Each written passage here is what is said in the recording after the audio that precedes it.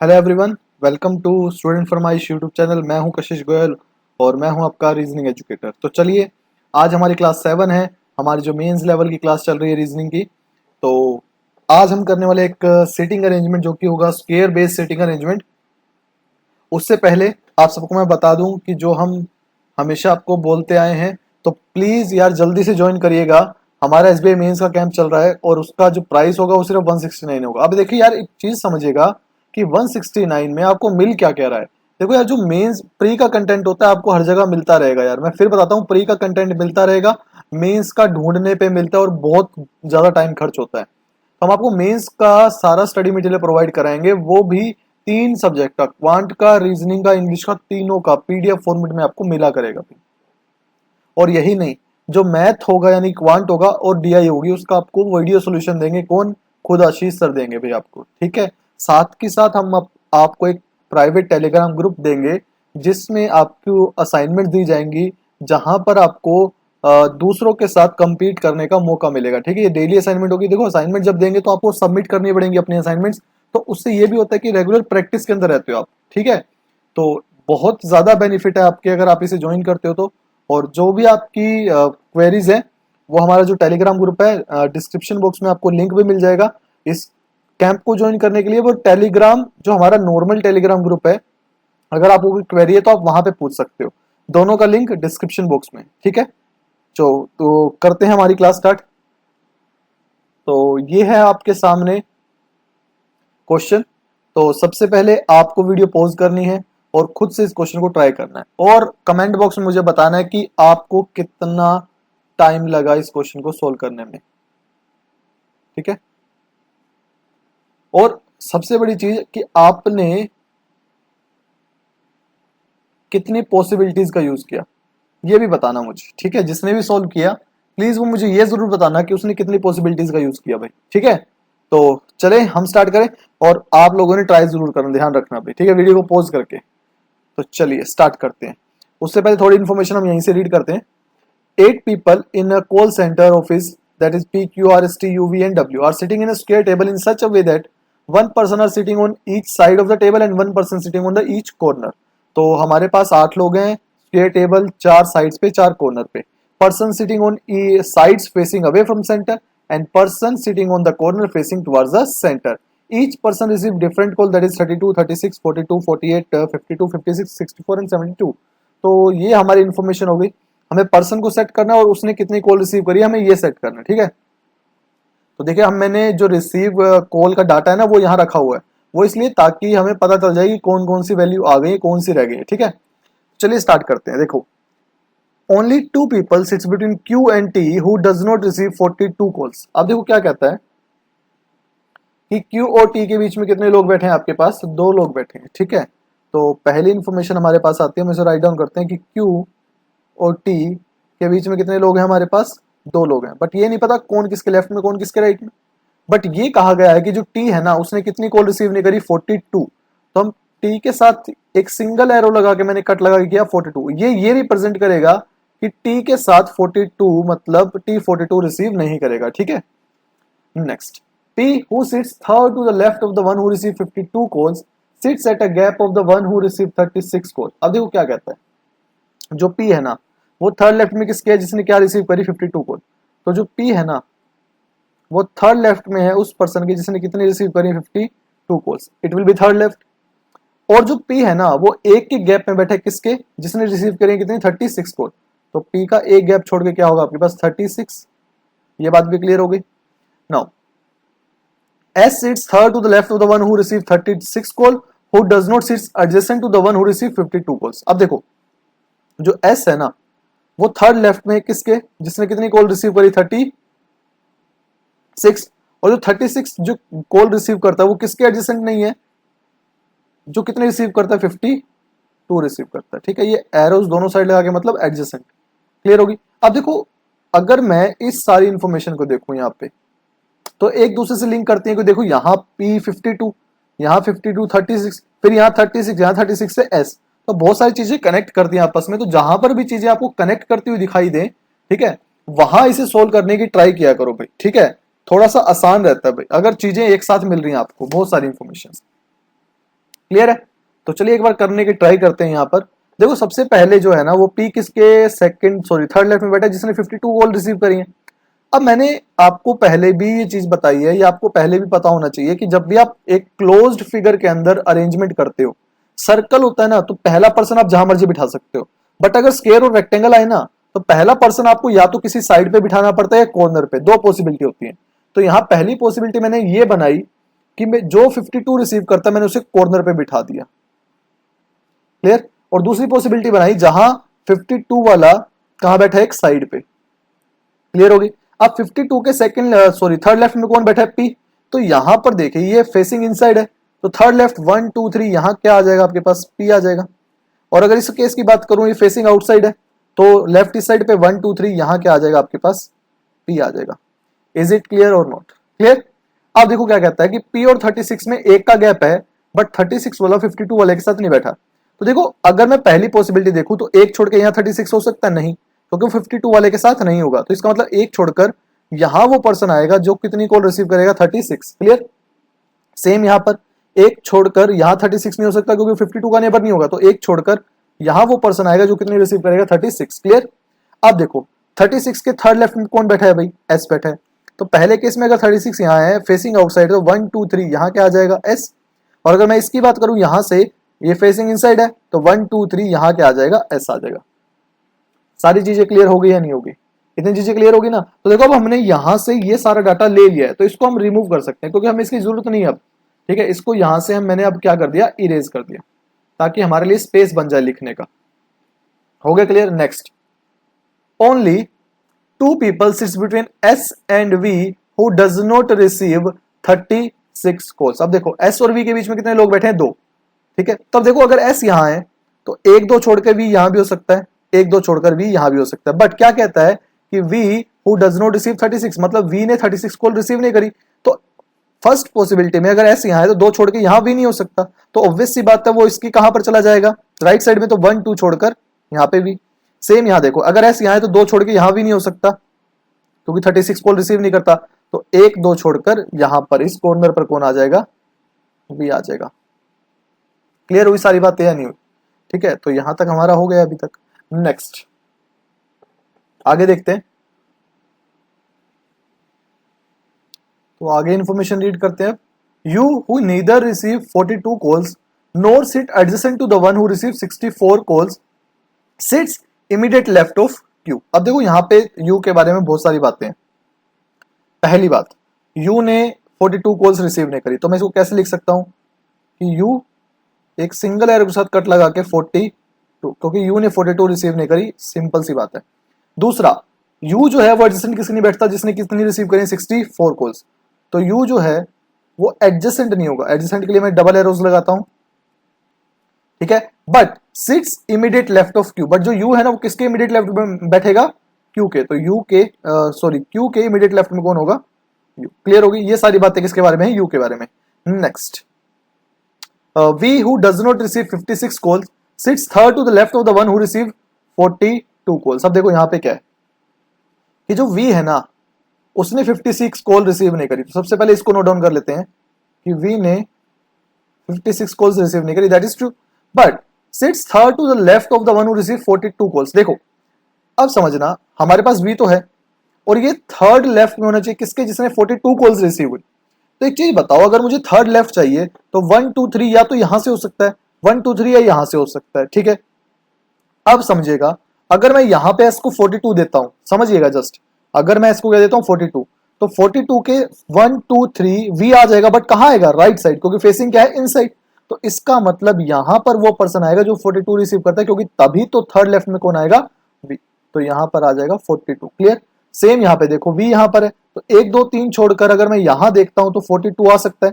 यहां 42 आएगा तभी तो थर्ड लेफ्ट में वी आ जाएगा। बट अगर 1 2 3 यहां से देखता हूं इसके साथ 42, तो अगर आप यहां पे 42 को पुट करोगे तो राइट साइड आएगा 1 2 3।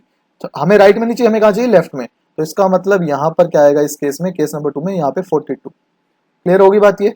अब ये बात ध्यान रखना कि वी 56 कॉल रिसीव नहीं करेगा। चलिए आगे देखते हैं।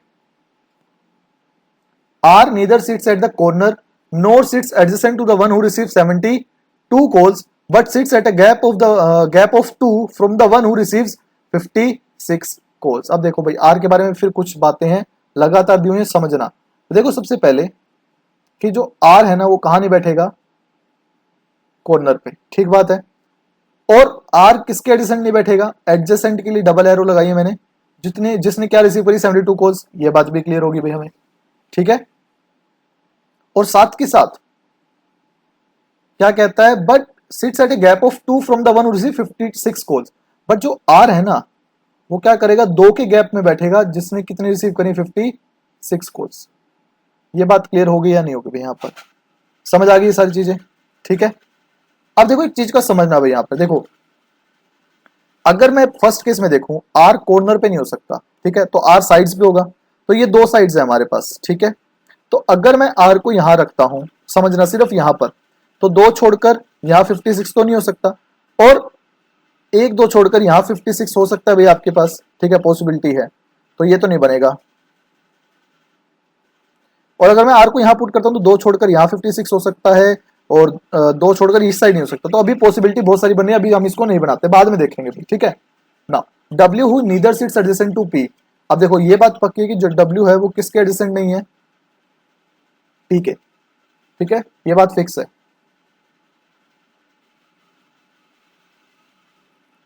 ठीक है। और नोर सिट्स एडजेसेंट टू एस। देखो जो डब्ल्यू है वो एडजेसेंट पी के भी नहीं है और एस के भी नहीं है, ठीक है बात ये। बट ये जो कोमा लगा के सिट्स लिखा हुआ ना, ये किसके बारे में बात हो रही है, डब्ल्यू के बारे में बात हो रही है। Sits third to the left of the one who receives 32 calls. But third left में किसके है, जिसने कितनी रिसीव करी है, 32 कॉल्स।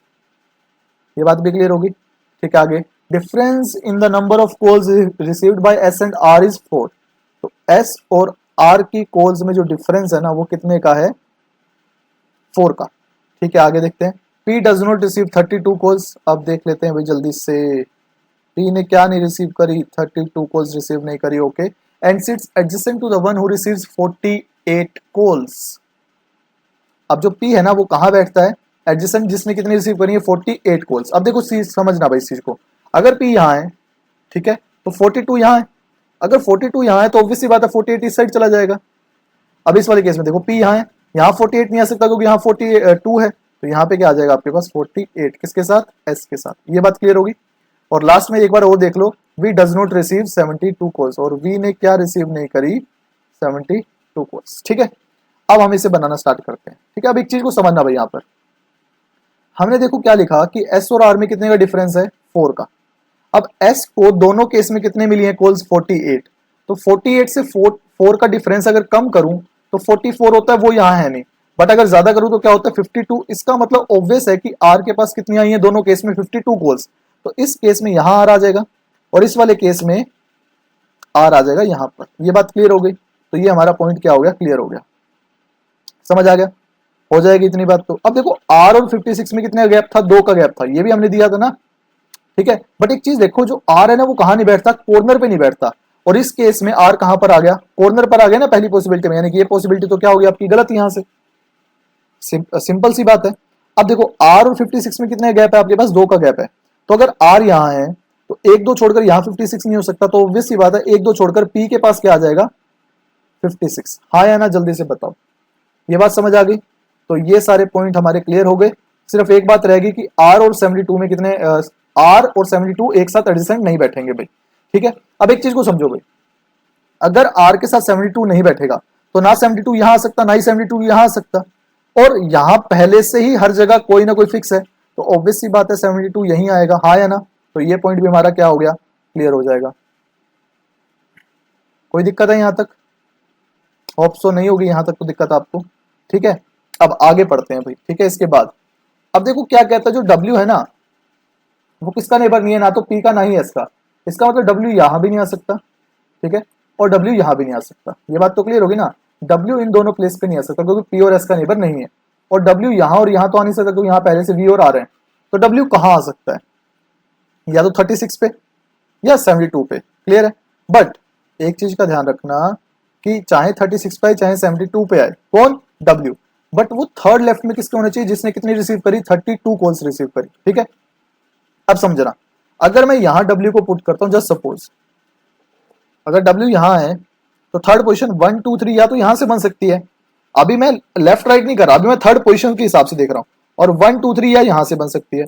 बट इन दोनों पोजीशन पे एक जगह 48 है और एक जगह 52, बट हमें क्या चाहिए 32।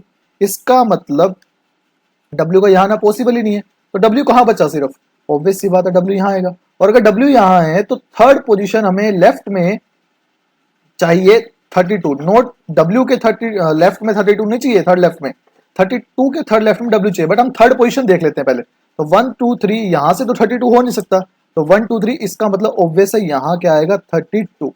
ये बात क्लियर हो गई। और देखो 32 के थर्ड लेफ्ट में W आ गया या नहीं आ गया, ऑटोमेटिकली आ गया। ये भी क्लियर हो गया, ये भी पॉइंट क्लियर हो गया। अब देखो एक लास्ट हमारे पास रह गया, उसको देख लेते हैं, जो रिसीव्ड कॉल्स रह गई हैं। क्या रह गया हमारे पास 64, तो 64 तो हमारा ऑब्वियस है यहीं पे आ जाएगा। इतनी बातें क्लियर हो गई, ठीक है। तो ये सारी चीजें हमने अभी तक क्लियर कर ली हैं। इसके बाद देखते हैं अब हमारा इंफॉर्मेशन जो रह गया कि Q के इमीडिएट लेफ्ट में कौन है, U है, ठीक है। अब हमें U और Q एक साथ चाहिए, तो वो कहाँ पॉसिबल है, वो इन दो पे ही पॉसिबल है, ये बात तो पक्की है। बट U कहाँ नहीं आ सकता, 42 के साथ तो आ नहीं सकता, तो ऑब्वियस सी बात है यहाँ U आ जाएगा और यहाँ Q आ जाएगा, क्योंकि Q के इमीडिएट लेफ्ट में U आ गया हमारे पास। सही है, समझ आ गया। अब एक लास्ट पर्सन रह गया, उसको पुट कर देते हैं, जो कि कौन रह गया, T। लो भाई, अरेंजमेंट हमारी कंप्लीट हो गई। बस थोड़ा सा इन्फॉर्मेशन को ध्यान से पढ़ना होता है और ज्वाइन करना होता है, यही हमारी सीटिंग अरेंजमेंट और पजल का काम होता है, ज्वाइनिंग का, ठीक है, एक सीरीज बनाने का। हो जाएगा, समझ आ गया। अब जल्दी से क्वेश्चंस देख लेते हैं इसके रिगार्डिंग। तो देखिए पहला question, who sit second to the right of the one who receive 72 calls. तो सेकंड राइट में 72 वाले के, तो 72 वाला ये है और इसका फेस आउटसाइड है, तो राइट इस साइड पर चलेगा, तो 1 2 सेकंड राइट में कौन बैठा है, Q।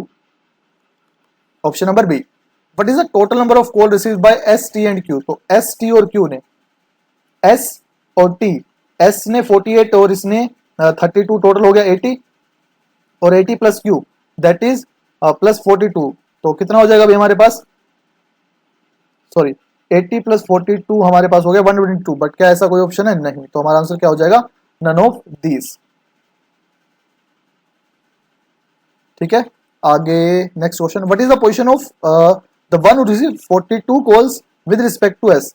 तो S के रिस्पेक्ट में 42 कॉल्स वाले की पोजीशन बतानी, तो S ये रहा और 42 कॉल्स वाला ये रहा, तो क्या होगा, सेकंड टू द लेफ्ट, क्या ऑप्शन में है, बिल्कुल है, second to the left, done.